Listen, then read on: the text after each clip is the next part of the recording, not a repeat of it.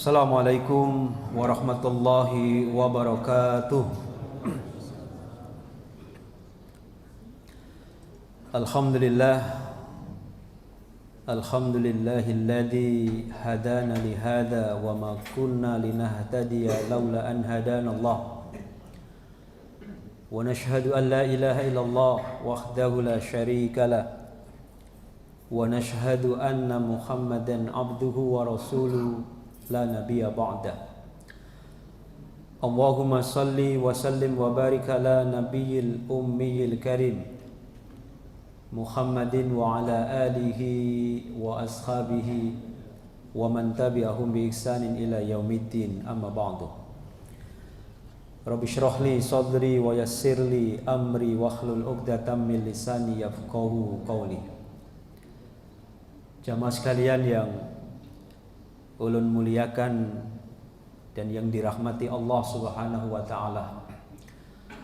Alhamdulillah, kembali kita memanjatkan puji dan syukur kita kehadirat Allah Subhanahu wa taala, karena pada kesempatan yang penuh berkah ini kita masih diberikan kekuatan dan izin oleh Allah Subhanahu wa taala untuk melaksanakan beberapa perintahnya. Dan alhamdulillah kita juga bisa melakukan salah satu aktivitas sebagai upaya untuk kita mendapatkan hidayah dari Allah Subhanahu wa taala. Salah satunya adalah dengan majelis yang mulia ini. Karena sesungguhnya setiap aktivitas dakwah tidak lain adalah merupakan aktivitas untuk kita mendapatkan dan meraih hidayah dari Allah Azza wa Jalla. Semoga Allah mencurahkan hidayah, semoga Allah mencurahkan rahmatnya kepada kita semuanya. Amin ya rabbal alamin. Jamaah sekalian yang dimuliakan Allah Subhanahu wa taala, kalau kita amati ya, atmosfer atau suasana kehidupan ya, baik secara global ataupun ya, kehidupan di bumi pertiwi kita, lagi-lagi dan kembali ya, terjadi aksi-aksi yang sesungguhnya terkadang mengusik hati kita ya. Yang aksi tersebut tidak lain seperti yang terjadi di beberapa negara ya, seperti di Swedia, seperti di Denmark, yang sering kali dan acap kali melakukan tindakan-tindakan seperti pembakaran Al-Quran ya. Bahkan dilakukan dalam jumlah yang banyak. Di negara kita juga baru-baru saja ini terjadi kegaduhan yang terjadi di salah satu lembaga pendidikan yang beberapa hari terakhir sangat menyita perhatian kita tentunya. Nah, khususnya ulun secara pribadi juga sering mengikuti gitu ya. Karena banyak pelajaran yang bisa kita ambil dari kegaduhan yang terjadi, khususnya yang menyangkut dalam hal penistaan agamanya. Bagi kita sangat prihatin ya, dengan ucapan atau ungkapan yang kita insya Allah semuanya tahu bahwa itu adalah ucapan yang tidak benar. Tetapi ketika ucapan itu tersebar ya, melalui media sosial, maka ini menjadi permasalahan yang lain bagi kita semua ya. Salah satu ucapan yang dilontarkan oleh pemimpin lembaga pesantren itu adalah bahwa Al-Quran itu memang 100% diturunkan atau kalamullah, tetapi Al-Quran itu juga 100% kalamur Rasul. Ini kalau orang yang tidak punya pemahaman tentang kembali merefresh tentang keimanan kita kepada kitab suci Al-Quran, kan berbahaya, Pak. Kata Sidin mengatakan Al-Quran itu memang 100% kalamullah, dan Al-Quran itu juga 100% kalamur Rasul. Sama dengan Sidin mengatakan bahwa Al-Quran itu diturunkan oleh Allah kepada Nabi Muhammad SAW dengan perantara melalui malaikat Jibril, itu hanya diturunkan secara maknan saja. Al-Quran itu diturunkan oleh Allah, jadi Allah itu hanya menyampaikan maksudnya saja. Sementara lafadznya, bahasanya, kata-katanya itu adalah dari perkataan Rasul. Itu kata Sidin. Dan itu kan sangat viral ya. Videonya kan sangat viral kali di YouTube atau di TikTok. Bahkan yang mirisnya lagi adalah ketika ada salah seorang santrinya yang sedang berkhutbah, dia mengatakan qala Rasul sallallahu alaihi wasallam fi kitabihil karim. Coba. Berkata Rasul sallallahu alaihi wasallam di dalam Al-Qur'an. Dan ini pemahaman Sidin, pemimpin lembaga pendidikan pesantren itu tadi. Dan ini mungkin disampaikan dalam tanda kutip santrinya yang mungkin berjumlah 5.000 sampai 6.000 santri, Pak. Coba. Dan ini kan miris, Pak. Dalam jumlah yang segitu banyaknya, lalu tercekoki dengan keyakinan, dengan pemahaman yang ini justru vital sekali, karena ini pemahaman keyakinan terhadap kitab suci Al-Quran. Yang kita semua tahu kalau dalam hal keyakinan kita salah saja, berantakan semua amal ibadah kita. Karena kunci utamanya kan bagaimana keimanan kita. Satu contoh, ketika ada orang yang meyakini bahwa Al-Quran itu bukan kalamullah, tetapi Al-Quran itu adalah makhluk, maka menurut pemahaman Ahlussunnah wal Jamaah, dia adalah orang yang kafir. Kalau dia orang yang kafir, sudah tentu semua ibadah yang dia lakukan pasti rusak. Nah, inilah yang kita cermati, inilah yang sangat memprihatinkan bagi kita, kegaduhan-kegaduhan yang terjadi, yang sesungguhnya juga menyangkut keimanan yang mungkin mereka juga mengatakan kebebasan berpikir, kebebasan berpendapat dan lain sebagainya. Namun ini kalau tidak kita cermati sesungguhnya sangat berbahaya sekali.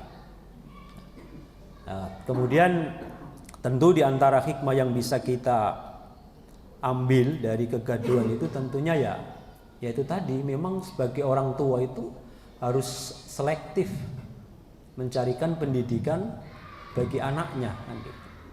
Kita nggak bisa bayangkan loh, Pak, 5.000, 6.000 kalau punya pemahaman bahwa Al-Quran itu memang kalamullah tapi juga 100% kalamur Rasul, artinya dia memahami bahwa Al-Quran itu diturunkan kepada Nabi Muhammad hanya secara maknan saja tetapi tidak secara lafdon. Berarti kan ini menyimpang dari pemahaman-pemahaman yang dipahami oleh Ahlussunnah wal Jamaah, termasuk kita semua yang mengimani dan meyakini bahwa Al-Quran itu diturunkan secara maknan walafdon, artinya pure, murni, orisinil, semuanya adalah kalamullah, tidak ada campur baur sedikit pun dari ucapan-ucapan atau perkataan Rasulullah Shallallahu Alaihi Wasallam. Oleh karena itulah pada kesempatan ini kita ingin merefresh kembali keimanan kita terhadap kitab suci Al-Quran dengan melihat bukti-bukti sekaligus argumentasi secara tekstual ataupun argumentasi logika kita yang sudah diteliti dan disampaikan oleh ulama-ulama syikoh kita, ulama-ulama kita yang terpercaya, yang menghasilkan satu kesimpulan bahwa Al-Quran itu diturunkan secara maknan walafdon, diturunkan secara maknan dan lafdon, artinya maknanya, lafadznya, ucapannya, bahasanya, susunannya, semuanya bersumber dari Allah Subhanahu wa Ta'ala. Jamaah sekalian yang dimuliakan Allah Subhanahu wa Ta'ala, oleh karena itulah kita bersyukur kepada Allah Subhanahu wa Ta'ala karena kita telah diberikan hidayah oleh Allah. Alif Lam Mim, kemudian dzalikal kitabu la raiba fih. Nah, ini jelas dalilnya. Alif Lam Mim, dzalikal kitab, inilah kitab, la raiba fih, tidak ada keraguan, la syakka fihi, tidak ada keraguan bahwa itu memang sumbernya dari Allah, bahwa itu adalah wahyu Allah, bahwa itu adalah kalamullah. Ketika itu kita imani, walladzina yu'minuna bima unzila ilaika wa ma unzila min qablik wa bil akhirati hum yuqinun ulaika ala hudam mir rabbihim. Jadi ketika kita mengimani Al-Quran dengan pemahaman-pemahaman yang benar, sebagaimana pemahaman-pemahaman ulama-ulama kita yang sikoh, maka sesungguhnya kita ini telah mendapatkan hidayah dari Allah Subhanahu wa Ta'ala. Dalam Quran surah Al-Baqarah. Kemudian di dalam Quran surah Al-Baqarah ayat yang di akhir-akhir itu, amanar rasulu bima unzila ilaihi mir rabbih. Rasul saja percaya. Masa kita yang manusia masih ya memang Al-Quran itu sejak diturunkannya sampai sekarang, mungkin sampai kiamat nanti ada aja orang itu yang ingin mengotak-atik Al-Quran, mengkritik Al-Quran dan sebagainya. Tapi Rasul itu orang yang pribadi yang jujur, yang tidak pernah berdusta, yang dipilih oleh Allah. Memang ini adalah beliau yang cocok ya untuk menjadi utusannya. Namanya orang jujur, tidak mungkin berdusta. Amanar rasulu bima unzila ilaihi mir rabbihi wal mu'minun. Jadi Rasul percaya kitab suci Al-Quran itu mir rabbihi, dari Tuhan, dari Allah. Jamaah sekalian yang dimuliakan Allah SWT. Jadi kandungan ketika kita beriman kepada kitab suci Al-Quran, yang pertama, memang kita imani bahwa Al-Quran itu adalah wahyu Allah, bahwa Al-Quran itu adalah kalamullah, bukan makhluk, tapi kalamullah. Itu yang pertama. Termasuk kalamullah di sini adalah tadi yang lu sampaikan, maknan walafdon, bukan hanya maknan saja. Lalu lafadznya dari Rasul tidak, tapi makna walafdon, semuanya bersumber dari Allah. Kemudian yang kedua, kandungan ketika kita beriman kepada kitab suci Al-Quran adalah la nufarriqu baina ahadim minhum. Tidak boleh kita membeda-bedakan. Pokoknya semua kitab yang itu bersumber dari Allah, wahyu Allah, maka semuanya kulluhum, wajib semuanya kita imani.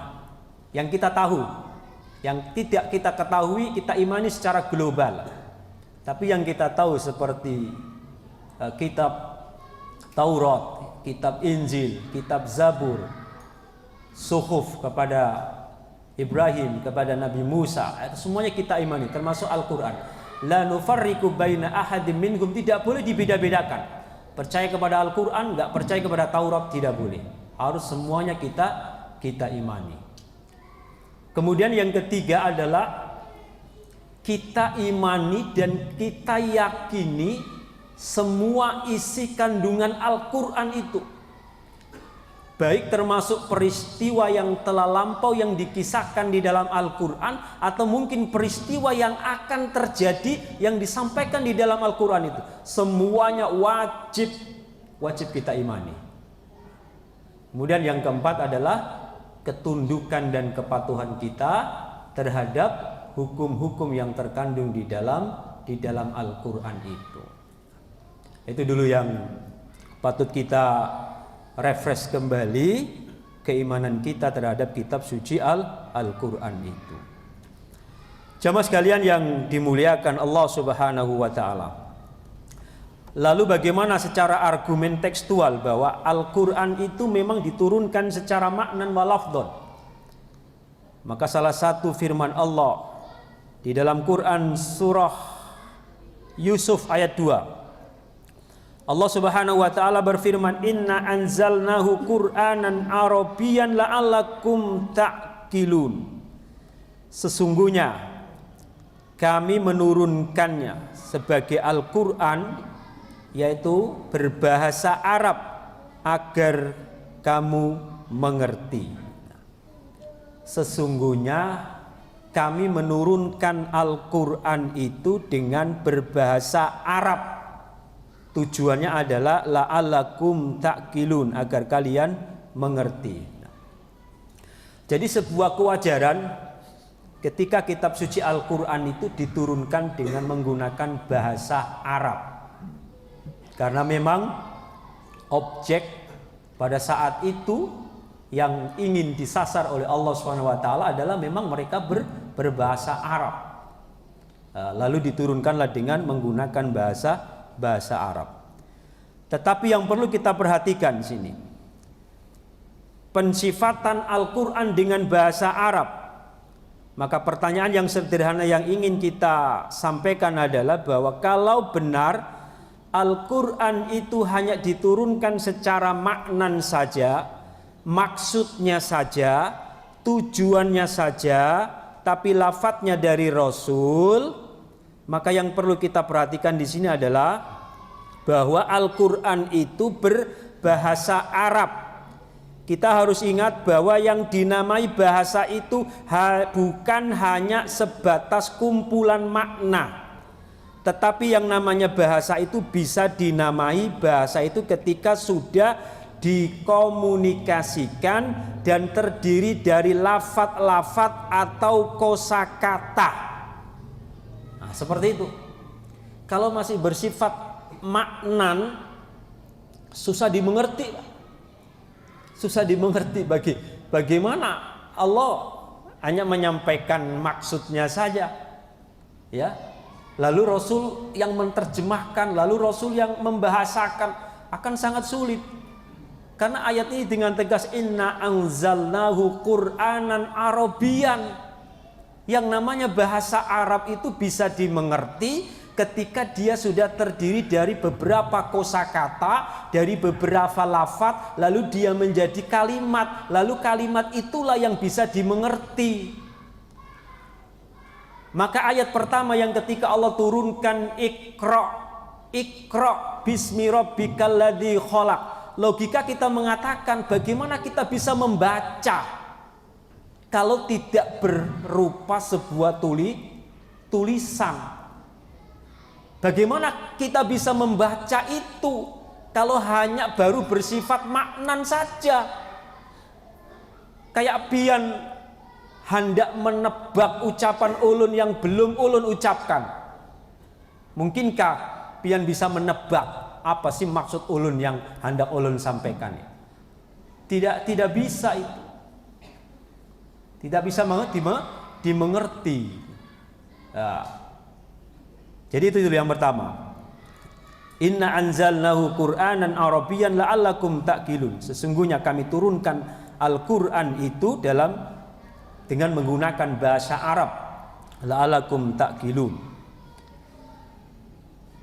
Jadi pensifatan Al-Quran dengan bahasa Arab harusnya menjadi bukti bahwa kitab suci itu bukan hanya diturunkan maknan saja, tetapi juga termasuk lafadznya.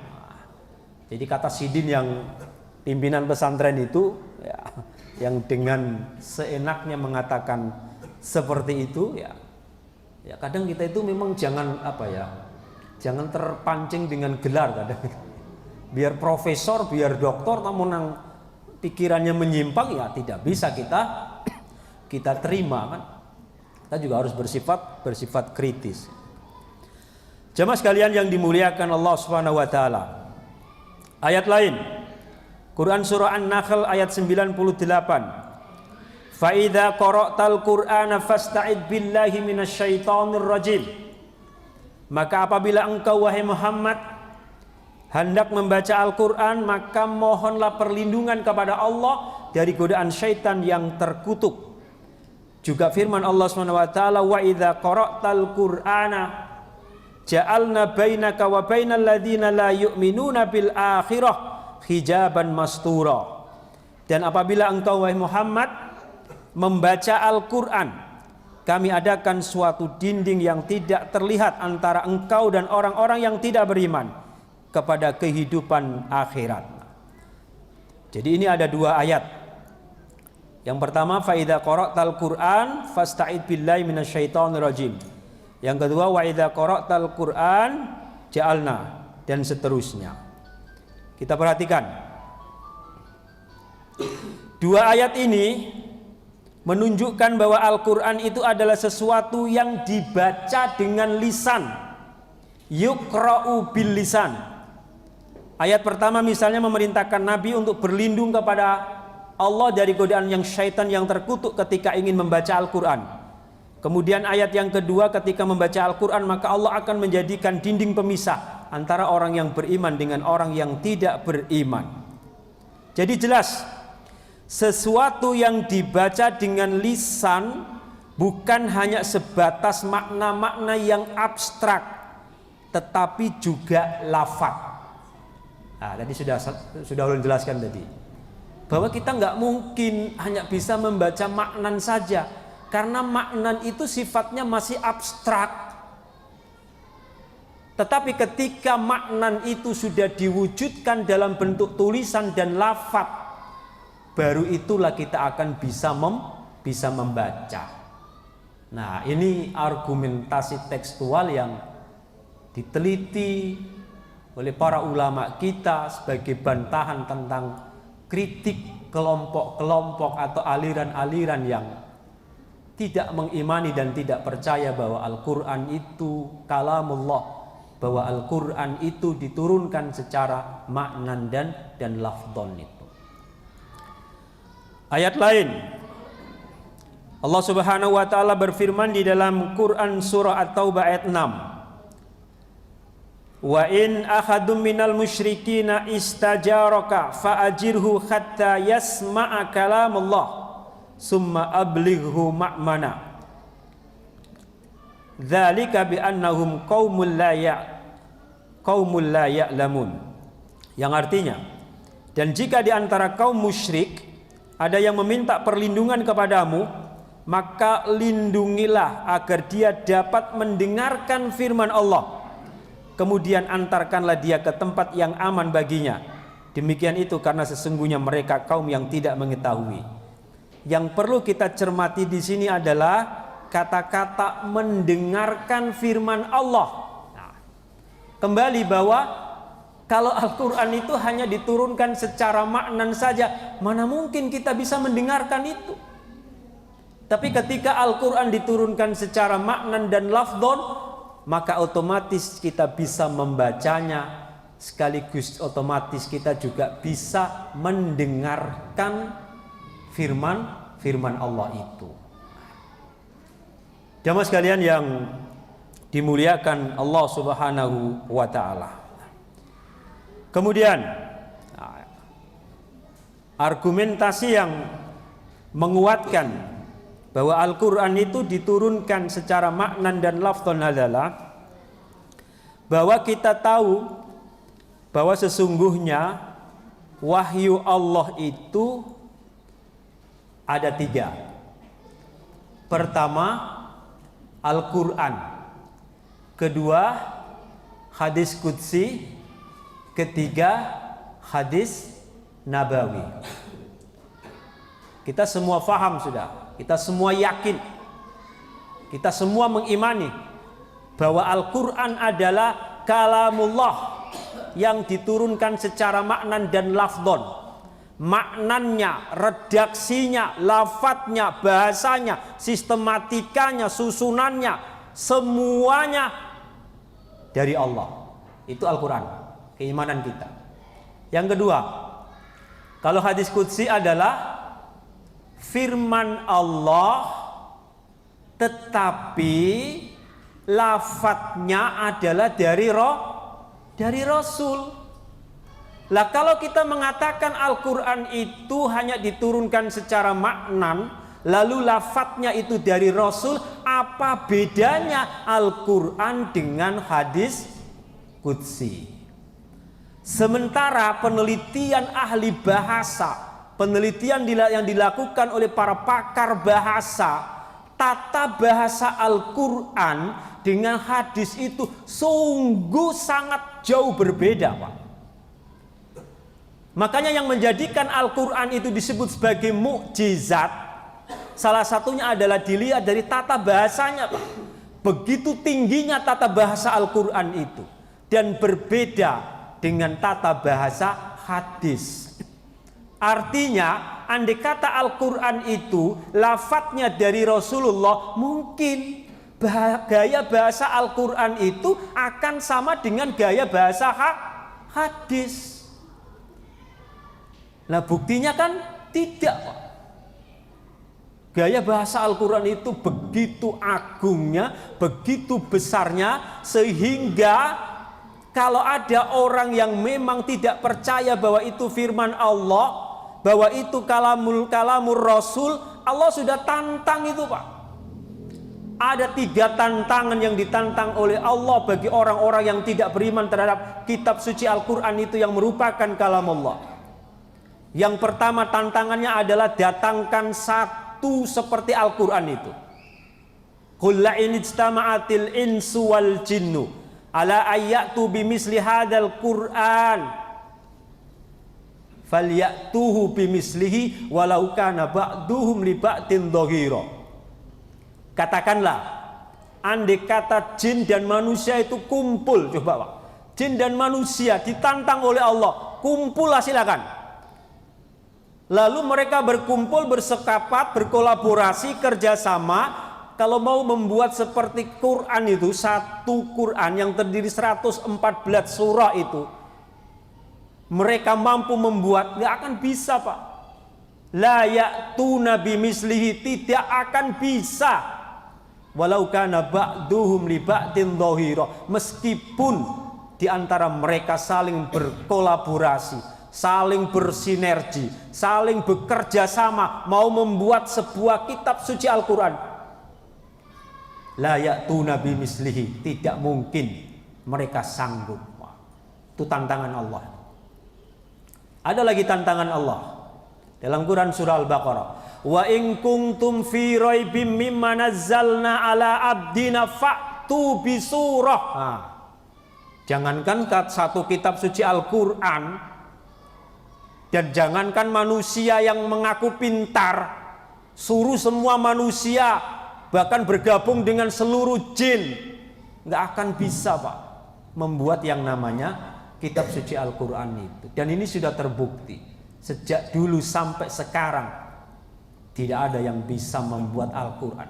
Bahkan orang yang dengan sengaja mau menyelisihi Al-Quran saja, pasti, Pak, pasti ketahuan, Pak. Karena inna nahnu nazzalna dzikra wa inna lahu lahafidun. Itu sudah sumpahnya Allah. Allah sendirilah yang menurunkan Al-Quran. Karena ini al-kalamullah, jadi Allah sendirilah yang menjaganya. Sampai sekarang nggak bisa. Bahkan ila yaumil qiyamah tidak akan mampu orang bisa membuat yang namanya Al-Quran. Bahkan satu surah pun. Wa in kuntum fi raibim mimma nazzalna ala abdina. Dan jika kalian masih ragu, nggak percaya terhadap apa yang aku turunkan kepada hambaku, fa'tu bisuratin, maka datangkan satu surah saja. Anggap satu surah yang paling pendek, surah Al-Kautsar. Inna a'tainakal kautsar. Suruh mereka buat surah yang pendek saja. Tidak akan bisa. Fa'tu bisuratin, tidak bisa. Nah, ini menunjukkan bahwa Al-Quran memang kalamullah, maknan walafdun tadi. Jadi kembali lagi. Jadi orang-orang yang meyakini dan memahami bahwa Al-Quran itu diturunkan secara maknan saja, lalu lafadznya dari Rasul, lalu apa bedanya? Yang mereka sesungguhnya juga mempercaya hadis qudsi. Apa bedanya hadis qudsi dengan Al-Quran? Padahal itu sesungguhnya sangat berbeda sekali. Jamaah sekalian yang dimuliakan Allah Subhanahu wa taala. Argumentasi selanjutnya, Al-Quran itu disebut sebagai mukjizat.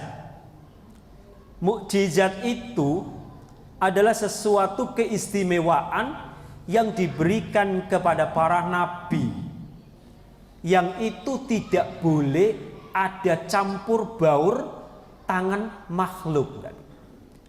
Jadi ahli teologi itu mengatakan bahwa mukjizat itu adalah tindakan yang sepenuhnya tindakan Allah.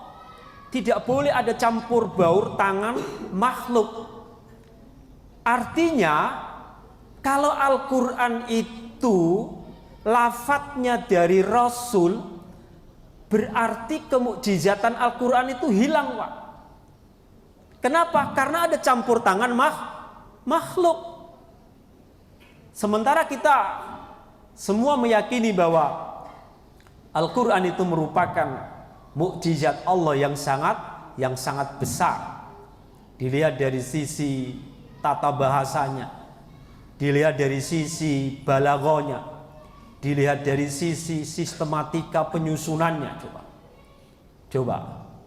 Ada gak orang yang bisa membuat yang ahli balaghah yang kayak apapun?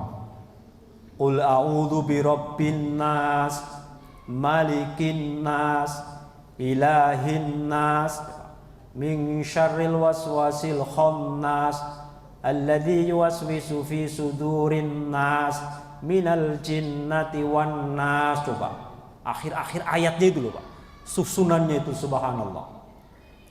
Qul a'udzu birabbil falaq, min syarri ma khalaq, wa min syarri ghasikin idza waqab. Bila qalqala. Jadi inilah yang menjadikan Al-Quran itu sebagai mukjizat. Dan mukjizat itu tidak boleh ada campur tangan baur manusia. Artinya campur tangan makhluk. Kalau lafadznya dari Rasul berarti ada campur tangan makhluk.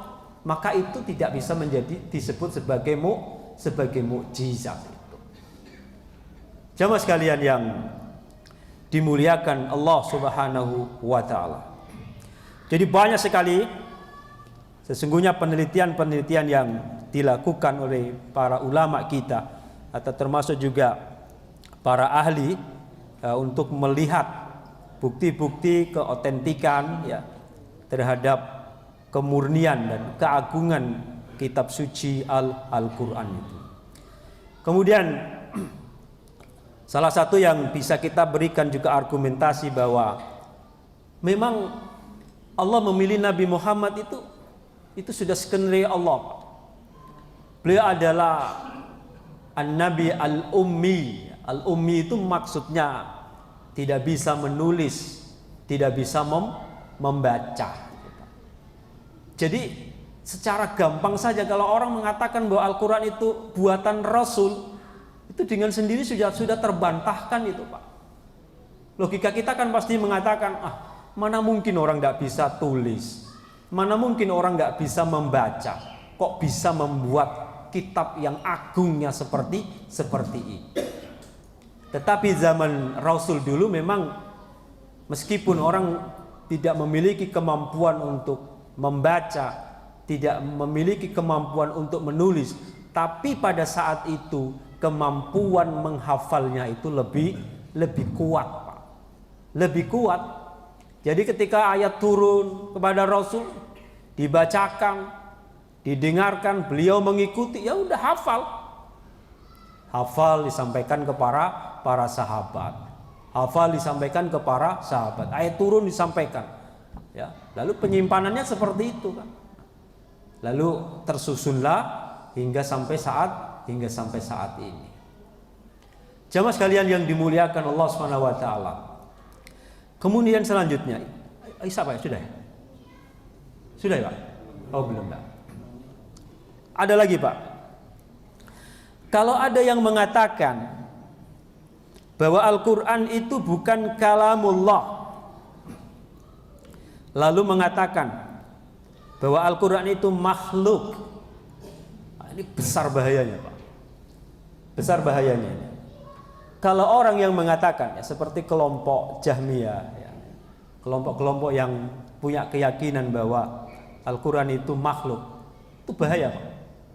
Artinya, kalau Al-Quran itu makhluk, sementara di dalam Al-Quran itu kita diperintah oleh Allah, walillahil asmaul husna fad'uhu biha. Allah itu memiliki nama-nama yang indah.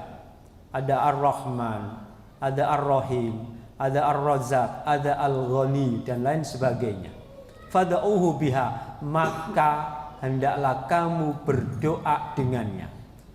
Pertanyaannya, kalau Al-Quran itu makhluk, berarti ketika kita menyebut nama-nama Allah itu sama halnya dengan kita menyebut makhluk.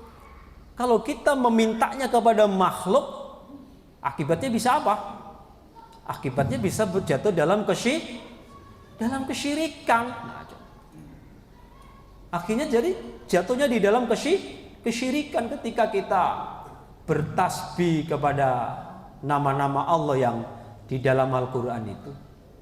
Makanya Allah lah yang membuat kalam itu, Allah lah yang memiliki al-asmaul husna itu, dan itu murni semuanya kalamullah. Maka ketika kita berdoa kepada Allah dengan menggunakan al-asmaul husna, malah bagus, malah dianjurkan.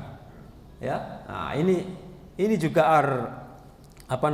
argumen-argumen yang bisa kita fahami supaya kita semakin menambah, ya, keyakinan kita bahwa Al-Quran itu memang betul-betul kalamullah.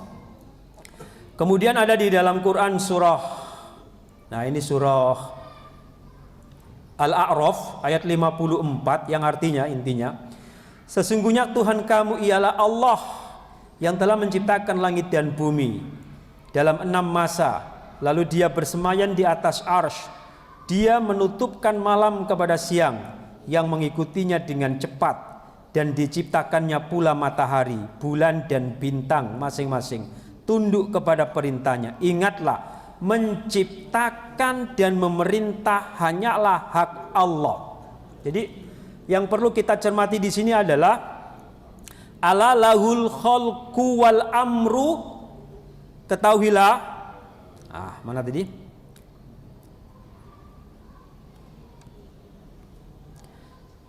Ketahuilah bahwa sesungguhnya menciptakan dan memerintahkan hanyalah hak Allah.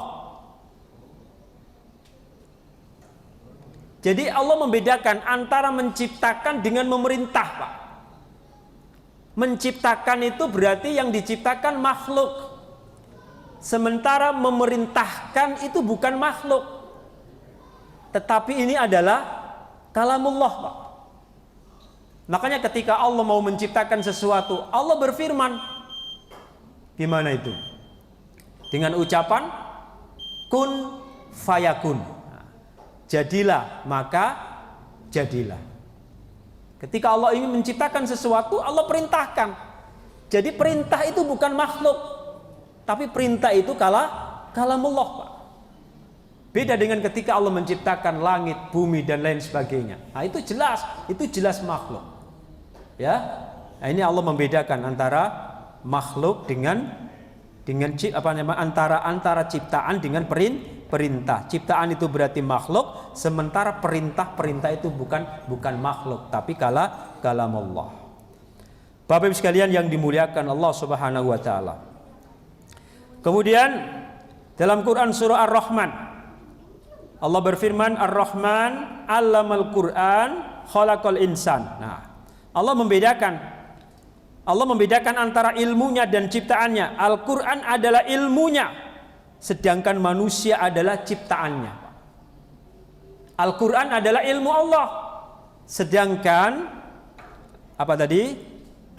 Sedangkan manusia adalah ciptaannya. Ya, dibedakan.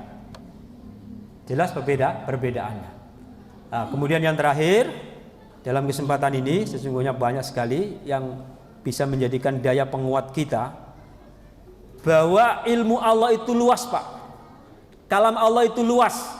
Sampai Allah berfirman dalam Quran surah Al-Kahfi ayat terakhir itu, Qul law kanal bahru midadan li kalimati rabbi lanafidal bahru qabla an tanfada kalimatu rabbi walau ji'na bimislihi madada. Coba.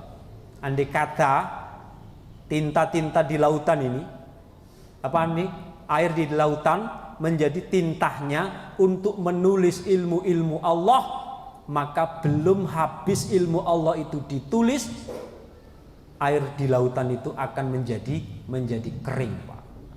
Nah, itu menunjukkan keluasan, keagungan ilmu Allah, keagungan kalamullah, keagungan wahyu Allah.